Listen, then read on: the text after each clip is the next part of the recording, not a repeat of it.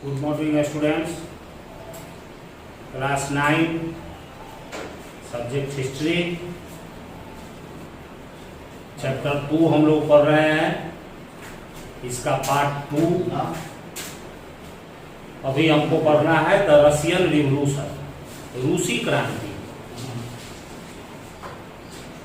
17th century से 19th century तक के टाइम को यूरोप के इतिहास में एज ऑफ रिवॉल्यूशन कहा जाता है, क्रांतियों का युग, जिसमें 4 क्रांतियां हुई। अमेरिकन रिवॉल्यूशन से लिबर्टी मिली, फ्रेंच रिवॉल्यूशन से इक्वालिटी मिली, इंडस्ट्रियल रिवॉल्यूशन से इकोनॉमिक राइट मिला, और सबसे आखिरी और चौथा जो क्रांति था उसे द ग्रेट रशियन रिवॉल्यूशन, महान रूसी क्रांति कहा जाता है। इस क्रांति ने समाज को एक नए तरीके से आकार दिया, नए तरीके से उस समाज का फॉर्मेशन हुआ। एक ऐसी सोसाइटी जिस सोसाइटी की परिकल्पना कम्युनिज्म के जन्मदाता कार्ल मार्क्स ने की। जैसा कि आप इसी चैप्टर के पिछले भाग में पढ़े हैं कि कार्ल मार्क्स ने अपने साथी फ्रेडरिक एंजल्स के साथ मिलकर एक बुक लिखा जिसे दास कैपिटल कहा जाता है, और दास कैपिटल में ही उसने सोशलिज्म और कम्युनिज्म के सिद्धांत को लिखा, जिसे मार्क्सवाद का भी नाम आधुनिक विश्व में दिया जाता है। यह सामाजिक बदलाव का प्रतीक था। मार्क्स ने एक विचारधारा दी और उस विचारधारा के आधार पर उस विचारधारा का जो ऑपरेटिंग प्लेस बना, जहां उस विचारधारा को लागू किया गया, वह था रसिया। उस विचारधारा के आधार पर रूस में क्रांति हुई, जिसे रशियन रिवॉल्यूशन कहा जाता है। और उस क्रांति के बाद 1917 में दुनिया में पहली सोशलिस्ट या कम्युनिस्ट गवर्नमेंट, पहली कम्युनिस्ट सरकार, पहली साम्यवादी सरकार का गठन लेनिन के नेतृत्व में सोवियत रूस में, रसिया में हुआ। उसी रशियन रिवॉल्यूशन के बारे में हमें इस टॉपिक्स में पढ़ना है। कहता है कि in one of the least industrialised of Europe states this situation was reversed. Socialists took over the government in Russia through the October Revolution of 1917। और जो समाजवादी ग्रुप था, प्रत्येक देश में आपने पढ़ा पिछले चैप्टर के लास्ट में कि सोशलिस्ट आइडियोलॉजी पर आधारित पॉलिटिकल पार्टियों का गठन हुआ। और रूस में अक्टूबर 1917 में हुई क्रांति के बाद सोशलिस्ट ग्रुप ने रूस की सरकार का कंट्रोल अपने हाथों में ले लिया। The fall of monarchy in February 1917 and the events of October are normally called the Russian Revolution। फरवरी 1917 में रूस में राजतंत्र का समाप्ति, राजतंत्र का पतन होना। रूस में एब्सोल्यूट मोनार्की था, जार डायनेस्टी का, जिसे जार शाही कहा जाता था। CZAR, जार का स्पेलिंग होता है CZAR। जार डायनेस्टी का रूल था, जार वहां का टाइटल था रसिया के मोनार्क का, राजा का, और इसीलिए रसियन रूल को जारशाही रूल कहते हैं। तो सबसे पहले तो समाजवादियों ने क्रांति करके फरवरी 1917 में राजतंत्र को, जारशाही को सत्ता से हटाया, और उसके बाद अक्टूबर में फिर दोबारा रिवॉल्यूशन हुआ, और उस रिवॉल्यूशन के बाद फाइनली समाजवादियों का या कम्युनिस्टों का कंट्रोल रसिया के गवर्नमेंट पर स्थापित हो गया। इस दोनों घटनाओं को, फरवरी 1917 की घटना और अक्टूबर 1917 की घटना, दोनों को मिला के रशियन रिवॉल्यूशन, रूसी क्रांति कहा जाता है। यह कैसे आया, क्यों आया, इसके बारे में नीचे पढ़ना है। रशियन एम्पायर इन 1914, 1914 में रूसी साम्राज्य कैसा था, रूस में किस तरह का गवर्नमेंट था। जैसा अभी हमने आपको बताया कि जारशाही का एब्सोल्यूट मोनार्की वहां चल रहा था। Tsar Nicholas second rule Russia and six empire, रूस और उसके साम्राज्य रूस का भी यूरोप में साम्राज्य था, बहुत सारे देशों पर रूस का अधिकार था, और इस तरह रशियन एम्पायर पर जार निकोलस सेकेंड का शासन था। Beside the territory around Moscow, the Russian Empire included current day, जैसे उस समय आज का जो रूस है, मॉस्को के आसपास के क्षेत्र के अलावा आज के जो बहुत सारे अब नए नए देश बन गए, जैसे Finland, Latvia, Lithuania, Estonia, Poland का कुछ हिस्सा, यूक्रेन, बेलारूस, ये पूरा क्षेत्र मिला के रशियन एम्पायर था।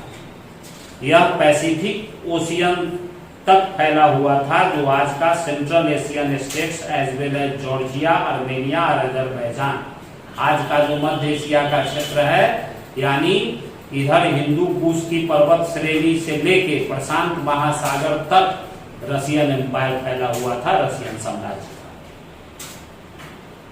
The majority religion was Russian Orthodox Christianity, Catholic कट्टरपंथी ईसाई वहां का धर्म था। which had grown out of the Greek Orthodox Church, और वहाँ का जो धर्म था वह ग्रीक के ऑर्थोडॉक्स चर्च परंपरावादी जो क्रिश्चियनिटी थी उससे जुड़ा हुआ था। But the empire also included Catholic, Protestant, Muslim and Buddhist. लेकिन रशियन साम्राज्य में सिर्फ ऑर्थोडॉक्स क्रिश्चियन ही नहीं थे, बल्कि कैथोलिक भी थे, प्रोटेस्टेंट भी थे, मुस्लिम भी थे, और बौद्ध धर्म के मानने वाले लोग भी उन क्षेत्रों में, रशियन एम्पायर वाले क्षेत्रों में रहते थे। ये 1914 में रशियन एम्पायर का पूरा सीन दिया है, नीचे आप देख रहे हैं, यही रशियन एम्पायर था 1940 में, रूसी साम्राज्य।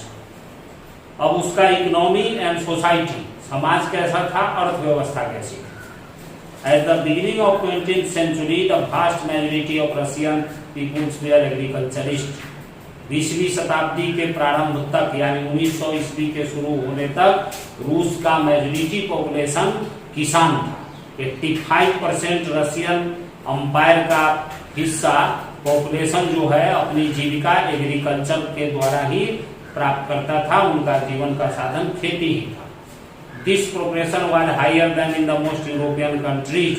यह किसी भी, यानी कृषि पर आधारित जनसंख्या का की संख्या, पॉपुलेशन का परसेंटेज किसी भी यूरोपीय देश से अधिक था। यानी जितने लोग रशिया में एग्रीकल्चर पर डिपेंड थे, उतना यूरोप के किसी दूसरे देश में नहीं थे। उदाहरण के लिए दिया है कि फ्रांस और जर्मनी में ये एग्रीकल्चर डिपेंडेंट पॉपुलेशन का अनुपात 40% और 50% था, जबकि रशिया का 85% पॉपुलेशन एग्रीकल्चर पर डिपेंड था। In the empire cultivator produced for the market as well as their own needs and Russia was a major exporter of their. इस साम्राज्य में कृषक जो थे उनका ही जमीन था और वो खुद खेती करते थे और प्रोडक्शन करते थे और अपने यूज के लिए भी करते थे, और इतना अनाज उपजता था रशिया में कि रशिया जो है अनाज का सबसे बड़ा निर्यातक था, एक्सपोर्टर था Russian empire. Industry was found in pockets, कुछ कुछ जगहों पर उद्योग भी खुलने शुरू हो गए थे। प्रोमिनेंट इंडस्ट्रियल एरिया था सेंट पीटर्सबर्ग और मॉस्को, ये दो जो क्षेत्र थे। सेंट पीटर्सबर्ग का बाद में नाम हो गया था लेनिनग्राड, और फिर अब उसका नाम बदल के सेंट पीटर्सबर्ग ही हो गया है। 2 बार इतिहास में इस शहर का नाम बदला गया। जब कम्युनिस्ट गवर्नमेंट आई तो उन्होंने सेंट पीटर्सबर्ग का नाम लेनिन के, महान ग्रेट लेनिन के नाम पे बदल के लेनिनग्राड रख दिया, और आज वो फिर दोबारा 2000 ईस्वी में उसका नाम फिर बदल के सेंट पीटर्सबर्ग ही कर दिया गया। तो ये 2 इंडस्ट्रियल एरिया थे। Craftsman undertook much of the production but large factories existed around side craft workshop. छोटे छोटे कुटीर उद्योग के माध्यम से ज्यादातर प्रोडक्शन होता था, लेकिन कुछ बड़ी फैक्ट्रियां भी थी। 1890 के दशक में बहुत सारी बड़ी बड़ी फैक्ट्रियां इंडस्ट्रियल रिवॉल्यूशन के कारण रशिया में स्थापित हुई। रशियन रेलवे नेटवर्क का भी बढ़ोतरी हुई और फॉरेन इन्वेस्टमेंट भी इंडस्ट्री में बढ़ा। यानी रशिया जो एग्रीकल्चर बेस्ड कंट्री था वो इंडस्ट्री बेस्ड कंट्री की तरफ बढ़ने लगा। कोल प्रोडक्शन दुगना हो गया, आयरन एंड स्टील आउटपुट भी 4 गुना उसकी उत्पादन हो गई। 1900 ईस्वी तक आते आते इन सब areas factory workers and craftsmen were almost equal in number. 1900 ईस्वी तक आते आते यह जो 85 और 15 का अनुपात था वो 50-50 तक पहुंच गया। यानी रूस के कुछ क्षेत्रों में 1900 ईस्वी तक आते आते आधे लोग इंडस्ट्री पर डिपेंड हो चुके थे और आधे लोग ऑलमोस्ट अभी भी एग्रीकल्चर पर ही डिपेंड थे। ज्यादातर इंडस्ट्री प्राइवेट प्रॉपर्टी था, उद्योगपतियों का। Government supervise large factories to ensure minimum wages and limited hours of work. सरकार जो है बड़ी फैक्ट्रियों की निगरानी रखती थी कि न्यूनतम मजदूरी सुनिश्चित किया जा सके और काम के घंटे तय किया जा सके। But factory inspector could not prevent rules being broken. लेकिन यदि नियम तोड़ा जाता था, यदि ज्यादा काम के घंटे, ज्यादा काम दिए जाते थे और कम मजदूरी दी जाती थी, तो फैक्ट्री इंस्पेक्टर जो है इस पर कुछ एक्शन ले नहीं पाते थे। इन craft unit and small workshop the working day was sometimes 15 hours compared with 10 to 12 hours in factory. जो छोटे छोटे क्राफ्ट यूनिट थे, जहां हाथ से बनते थे, वहां काम का वर्किंग डे जो था 15 घंटों तक का था, जबकि फैक्ट्रियों में 10 से 12 घंटों तक का था। Accommodation varied from rooms to dormitories. Workers were a divided social group. Some had strong links with the village from which they came. Other had settled in cities permanently. जो मजदूर था, वर्कर्स था, वह दो तरह के मजदूर थे। एक मजदूर ऐसे थे जिनका जुड़ाव अभी भी गांव से था, और दूसरे तरह के मजदूर ऐसे थे जो गांव से उनका कोई लिंक नहीं था, वो परमानेंट शहरों में आके सेटल कर गए थे। वर्कर्स स्किल के आधार पर भी डिवाइड थे। A metal worker of Saint Petersburg recalled metal workers considered themselves aristocrats among other workers. Metal worker यानी धातु का काम करने वाला व्यक्ति जो है अपने को ज्यादा एरिस्टोक्रेट, मतलब ज्यादा थोड़ा डेवलप्ड मानता था, ज्यादा बेहतर मानता था बाकी मजदूरों से, क्योंकि आयरन एंड स्टील इंडस्ट्रीज का काफी एस्टेब्लिशमेंट उस समय हुआ था। तो मेटल वर्कर का डिमांड ज्यादा था, मतलब मेटल वर्कर की प्रतिष्ठा दूसरे वर्कर से ज्यादा थी। यानी स्किल के आधार पर भी लोग बटे हुए थे worker. Their occupation demand more training and skill, क्योंकि मेटल वर्कर का काम जो था उसमें ज्यादा प्रशिक्षण और ज्यादा योग्यता की जरूरत थी। Women made up 31% of the factory labor force by 1914, but they were paid less than men, between half and 3/4 of men's pay. 31% मजदूर जो थी वो महिलाएं थी, लेकिन उनका जो मजदूरी था वो पुरुषों से आधा या 1/3 3/4 तक था।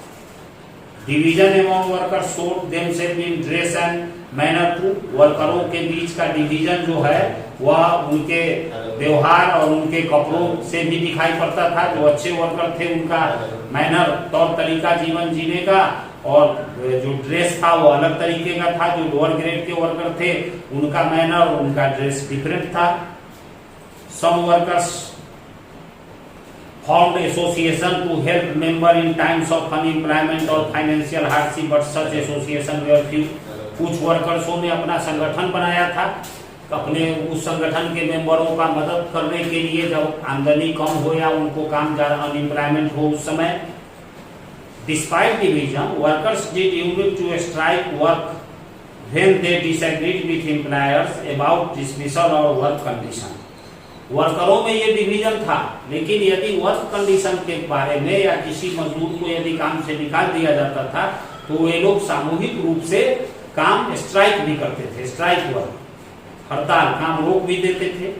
These strikes took place frequently in the textile industry during 1896 to 1897. रसिया का जो टेक्सटाइल इंडस्ट्री था उस इंडस्ट्री में इस तरह का हड़ताल लगातार 1896 से 97 तक रहा, और 1902 में मेटल इंडस्ट्री के मजदूरों ने भी हड़ताल किया। कंट्री साइड में peasant cultivated most of the land. ज्यादातर जो देहाती क्षेत्र था रसिया का, वहाँ किसान जो थे वो जमीन पर खेती करते थे। But the novelty, the crown and the Orthodox church owned large property. लेकिन वहाँ के जो सामंत थे, जो राजा था, जाटशाही से जुड़े हुए लोग, और जो चर्च थे, वे बहुत बड़ी संपत्ति माने अपार संपत्ति के मालिक थे। Like workers peasant too were divided. मजदूरों की तरह किसान भी बटे हुए थे, आपस में उनका भी अलग अलग ग्रुप था। They were also deeply religious. किसान जो थे वह बहुत ही धार्मिक थे। But except in a few case they had no respect for the nobility. लेकिन कुछ मामलों को छोड़कर किसानों का सामंतों के प्रति, नोबेल्टी के प्रति कोई सम्मान की भावना किसानों के मन में नहीं थी। Nobles got their power and position through their services to the tsar, वही जार लिखा हुआ है कि नोबेल्स सामंत जो है जार की सेवा करके अपना पद और प्रतिष्ठा पाते थे, उनके प्रति ही उनकी वफादारी थी। Tsar not through local popularity, this was unlike France where during the French revolution in Brittany peasant respected nobles and fought for them. लेकिन फ्रेंच रिवॉल्यूशन में क्या था कि वहां के नोबेल्टी को पीजेंट रेस्पेक्ट करते थे। In Russia peasant wanted the land of the nobles to be given to them. Russia में किसान चाहते थे कि सामंतों की जमीन उन्हें दे दिया जाए। फ्रीक्वेंटली दे रिफ्यूज टू पे rent and even murder landlords, और लगातार किसान जो है वह जमींदारों की हत्या भी कर देते थे और रेंट देने से भी रिफ्यूज करते थे। इन 1902 में this occurred on a large scale in south Russia, दक्षिणी रूस में लैंडलॉर्ड के मर्डर की घटना और रेंट नहीं देने की घटना लगातार होती रही। 1905 में such incidents took place all over Russia. 1905 तक आते आते इस तरह नोबेल्टी और किसानों के बीच, पीजेंट के बीच टकराव की घटना पूरे रसिया में होने लगी। रसियन पीजेंट जो थे दूसरे यूरोपीय किसानों से बिल्कुल अलग थे। दे pulled there land together periodically and their commune divided it according to the needs of individual family। अब वहाँ यूरोपियन किसान अपनी अपनी खेती करते थे, लेकिन रसिया के किसान डिफरेंट थे इस मामले में कि सभी किसान अपने खेतों को एक साथ मिला करके खेती करते थे और उसका उपज जो है प्रत्येक किसान की जरूरत के अनुसार उनके बीच डिवाइड कर दिया जाता था। ये रसिया का किसान का खेती करने का तरीका था, जबकि यूरोप में अलग तरीका था। अब सोशलिज्म इन रसिया, रसिया में कैसे समाजवाद आया? सभी पॉलिटिकल पार्टियां 1914 के पहले रसिया में इलीगल थी, यानी जारशाही में किसी भी पॉलिटिकल पार्टी के फॉर्मेशन का परमिशन नहीं था। The Russian socialist democratic workers party, जिसकी स्थापना 1898 में हुई, जो मार्क्स के आइडियोलॉजी पर आधारित पार्टी बनी थी, लेकिन उस पर बैन ही था। However, because of government policy, it had to operate as an illegal organization। और यह एक इलीगल ऑर्गेनाइजेशन, गैर कानूनी संगठन के रूप में ही रहा, लेकिन काम करता रहा। It set up a newspaper, mobilized workers and organized strike। इस सोशल डेमोक्रेट वर्कर्स पार्टी ने अपना एक अखबार निकाला लोगों को जागरूक करने के लिए, और मजदूरों को संगठित करके हड़तालें भी आयोजित करवाई। कुछ रशियन सोशलिस्ट ये मानते हैं कि Russian peasant custom of dividing land periodically made them natural socialist. कुछ रशियन समाजवादी थिंकरों का मानना है कि किसान जो आपस में खेतों को एक साथ मिला करके जो खेती करते थे, यह उनका समाजवादी नेचर को दिखाता है, सोशलिस्ट नेचर को दिखाता है। So peasant not workers should be the main force of revolution and Russia could become socialist more quickly than other countries. इसलिए वर्करों की तुलना में किसानों का जो सोच है वह ज्यादा सोशलिस्ट है, इसलिए किसानों को ही क्रांति की मुख्य ताकत बनना चाहिए मजदूरों के बजाय, तभी दूसरे देशों में सोशलिस्ट समाजवाद की विचारधारा ज्यादा तेजी से फैल सकती है। They form the socialist revolutionary party इन 1900। तो ऐसे सोशलिस्ट लोगों ने, किसानों ने सोशलिस्ट रिवोल्यूशनरी पार्टी बनाई। This party struggle for peasant rights and demand the land belonging to nobles be transferred to peasant। यह किसानों के अधिकार के लिए लड़ती थी और उनका यह डिमांड था कि जो नोबेल के हाथ में, नोबेल्टी के हाथ में जमीन है वो किसानों को दे दिया जाए। Social Democrat disagreed with socialist revolutionary about peasant. लेकिन जो सोशल डेमोक्रेट पार्टी था, पहले का पार्टी, वह किसानों के इस विचार से सहमत नहीं थी। Lenin felt that peasant they are not one united group. Lenin जो महसूस करता था कि मजदूर एक यूनाइटेड ग्रुप होता है, जबकि किसान एक यूनाइटेड ग्रुप नहीं है। Some they are poor and other rich, कुछ धनी हैं कुछ गरीब हैं। Some work as labourers while other we are capitalist to employed workers. कुछ किसान मजदूर की तरह काम करते हैं, कुछ जो है पूंजीपति हो गए हैं, ज्यादा जमीन है उनके पास, इसलिए उन लोगों के बीच अंतर है। इसलिए सभी पार्ट में किसानों को आगे करके सोशलिस्ट मूवमेंट सफल नहीं हो सकता, जबकि इसके विपरीत सभी मजदूरों का इकोनॉमिक कंडीशन एक जैसा ही है, इसलिए उनको ऑर्गेनाइज करना आसान है। इस तरफ सोशलिस्ट पार्टी स्ट्रेटजी रणनीति के आधार पर डिवाइड हो गई।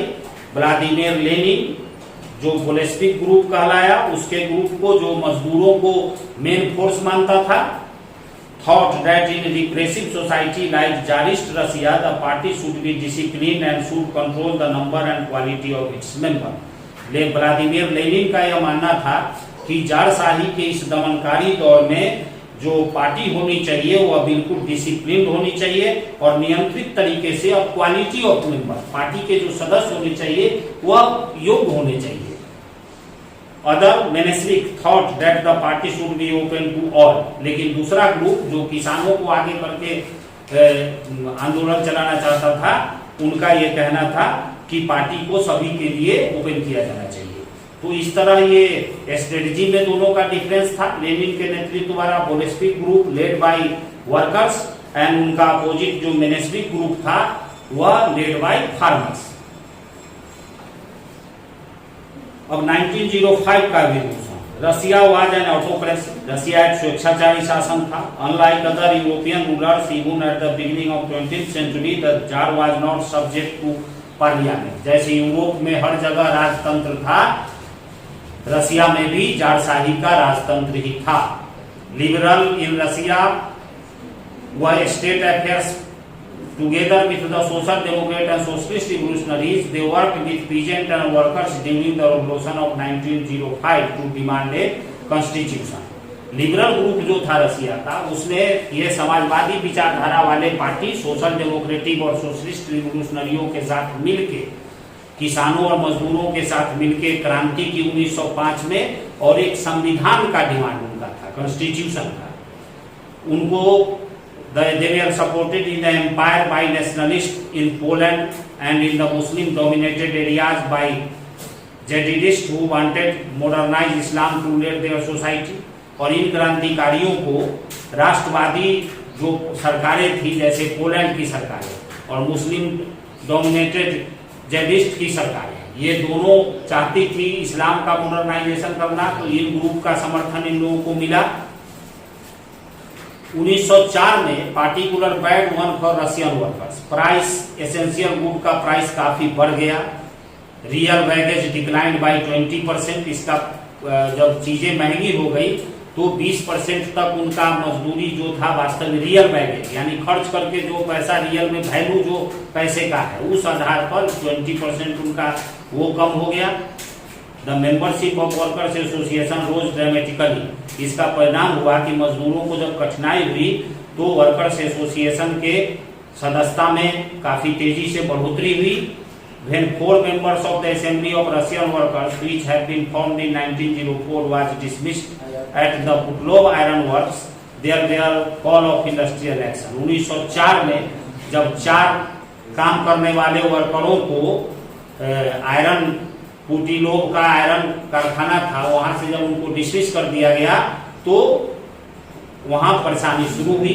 Over the next few days over 1,10,000 workers in Saint Petersburg went on strike. और अगले कुछ दिनों में 1,10,000 वर्कर्स जो थे सेंट पीटर्सबर्ग के, वे लोग हड़ताल पे चले गए। वर्किंग डे 8 आवर्स रिड्यूस कर दे कि काम का घंटा 8 घंटा किया जाए और मजदूरी में वैगेज में बढ़ोतरी की जाए और वर्किंग कंडीशन में सुधार लाया जाए। इसके लिए सेंट पीटर्सबर्ग में 1904 में एक बड़ी मजदूरों की हड़ताल आयोजित की। When the procession of workers led by Father Gapon reached the Windsor Place, it was attacked by the police and Cossacks। जब फादर चर्च के फादर थे गैपॉन, उनके नेतृत्व में मजदूरों का जुलूस जारशाही के महल, जो विंटर पैलेस उसका नाम था, जार का महल था, वहां तक पहुंचा तो पुलिस ने उन पर अटैक किया। इसमें 100 वर्कर्स मारे गए और लगभग 300 वर्कर घायल हुए। इस इंसिडेंट को ब्लडी संडे के नाम से जाना जाता है। रविवार के दिन ये इंसिडेंट हुआ था जब फादर गैपॉन के नेतृत्व में वर्कर का प्रोसेशन जार के महल विंटर पैलेस की ओर बढ़ा तो उस पर गोलियां चलाई गई और 100 वर्कर्स मारे गए। इसी को ब्लडी संडे कहा जाता है और यही 1905 के रिवॉल्यूशन की शुरुआत थी। इसको आप पढ़ेंगे। पूरे देश में स्ट्राइक हुई, student bodies, universities close down कर दिए गए, सिविल लिबर्टी की मांग की गई, लॉयर, डॉक्टर, इंजीनियर और मिडिल क्लास वर्करों ने भी अपना यूनियन बनाया और इस तरह कॉन्स्टिट्यूएंट असेंबली के डिमांड के लिए पूरे देश में आंदोलन चलने लगे। 1905 के रिवॉल्यूशन के दौरान जार ने अलाउड किया कि इलेक्टेड कंसल्टेटिव पार्लियामेंट और ड्यूमा, चुने हुए लोगों का संसद बनाने का मांग जार ने स्वीकार किया, जिसको रशियन लैंग्वेज में ड्यूमा कहा जाता है। आज भी रशिया के पार्लियामेंट को ड्यूमा ही कहा जाता है। For a brief while during the revolution बड़ी संख्या में ट्रेड यूनियन और फैक्ट्री कमेटीज गठित की गई। 1905 के बाद ज्यादातर कमेटी और यूनियन जो है अनऑफिशियली काम करती रही, हालांकि उनको इलीगल डिक्लेयर कर दिया गया था। सीवर रिस्ट्रिक्शन लगाए गए पॉलिटिकल एक्टिविटी पर। Tsar dismiss the first Duma within 75 days. Tsar ने 75 दिन के अंदर ही पहली संसद को डिसमिस कर दिया और फिर से रीइलेक्ट किया second Duma within 3 month. He did not want any questioning of his authority or any reduction in his power. Jar न तो अपनी सत्ता के बारे में कोई सवाल सुनना चाहता था और न वह सत्ता से हटना ही चाहता था। He changed the voting law and packed the third Duma with conservative politicians. उसने वोटिंग लॉ को खत्म कर दिया और जो कंजर्वेटिव परंपरावादी राजनीतिक थे ड्यूमा, सारे ड्यूमा के सदस्य उसी तरह के लोगों से भर दिया गया पूरा पार्लियामेंट को। लिबरल और रिवोल्यूशनरियों को इस पार्लियामेंट से बाहर रखा गया। इसी समय First World War and the Russian empire, पहला विश्व युद्ध शुरू हुआ और रशियन एम्पायर की उसमें क्या भूमिका रही। यूरोपीय alliance, Germany, Australia and Turkey, इसको सेंट्रल पावर कहा जाता है। धूरी राष्ट्र फ्रांस, ब्रिटेन एंड रशिया, बाद में इटली और रोमानिया में भी इसमें शामिल हुए, इसको एलाइड पावर, मित्र राष्ट्र कहा जाता है। यानी फर्स्ट वर्ल्ड वॉर के दो ग्रुप थे, Germany, Australia and Turkey called central power, धूरी राष्ट्र, and France, Britain and Russia called allied power, मित्र राष्ट्र। Each country had a global empire. इधर मित्र राष्ट्र में जितने भी देश थे, फ्रांस, ब्रिटेन, रशिया, तीनों का वैश्विक साम्राज्य था। ये तीनों एम्पायर बना के रखे थे। और जो जर्मनी का ग्रुप था वह यूरोप में साम्राज्य बनाना चाहता था और इसी के क्लैश के कारण पहला युद्ध हुआ। यह war fought outside Europe as well as Europe. यह युद्ध यूरोप में भी लड़ा गया और यूरोप के बाहर भी। इसे ही प्रथम विश्व युद्ध कहा जाता है। The Russia the war was initially popular and people rallied around tsar Nicholas second. शुरू में युद्ध रूस में बहुत लोकप्रिय था, लोग जार निकोलस के पक्ष में खड़े हुए, लेकिन जैसे जैसे यह युद्ध बढ़ा, जो लोगों को कठिनाई होने लगी, तो युद्ध के प्रति लोगों का विरोध भी बढ़ने लगा। एंटी जर्मन सेंटीमेंट बहुत तेजी से बढ़ा। सेंट पीटर्सबर्ग और जर्मन ने Petrograd the tsarina Alexander German origin and poor advisor especially monk called Rasputin made the autocracy unpopular. Rasputin tsar का एक सलाहकार था और वह बहुत ही भ्रष्ट पृष्ठ था, पादरी था, और उसके ही सलाह से जार काम करता था और उसके सलाह से काम करने के कारण जार जो है रशियन पब्लिक के बीच काफी अनपॉपुलर हो गया। First World war eastern front deferred from the western front. पूर्वी मोर्चा जो था प्रथम विश्व युद्ध का, वह पश्चिमी मोर्चा से बिल्कुल अलग था। वेस्ट में army fought for trenches stage along eastern front. In the east army moved a good deal and fought battles having large casualties. Defeat were shocking and demoralising. Russia's army lost badly in Germany and Austria between 1914 and 16। 14 से 16 तक Russian army Germany के हाथों बड़ी बुरी तरह पराजित हुई। इससे भी जार अलोकप्रिय हो गया वहां। 7 मिलियन कैजुअलिटीज बाय 1917। 1917 में 7 मिलियन लोग युद्ध में मारे गए। रशियन आर्मी डिस्ट्रॉयड हो गई। जब वे लोग रिटर्न होने लगे तो रशियन आर्मी ने वहां के फसल, बिल्डिंग, इन सबों को बड़ी मात्रा में डिस्ट्रॉय किया, उसको नष्ट कर दिया। Destruction of crops and building led to 3 million refugees in Russia. और इसका परिणाम हुआ कि रशिया में 3 मिलियन रिफ्यूजी आ गए। इसने इंडस्ट्री को भी काफी प्रभावित किया। German control Russian own industry were few in number. ज्यादातर इंडस्ट्री दूसरे देशों के उद्योगपतियों के थे, तो युद्ध के समय इंडस्ट्री का भी नुकसान हुआ। इस तरह जार निकोलस के गलत नीतियों के कारण और फर्स्ट वर्ल्ड वॉर में जबरदस्ती भाग लेने के कारण रसिया का इकोनॉमिक कंडीशन बिल्कुल खराब था और जारशाही पूरी तरह रसिया में अनपॉपुलर हो चुकी थी। बस ये पार्ट 2 है, अब इसके बाद पार्ट 3।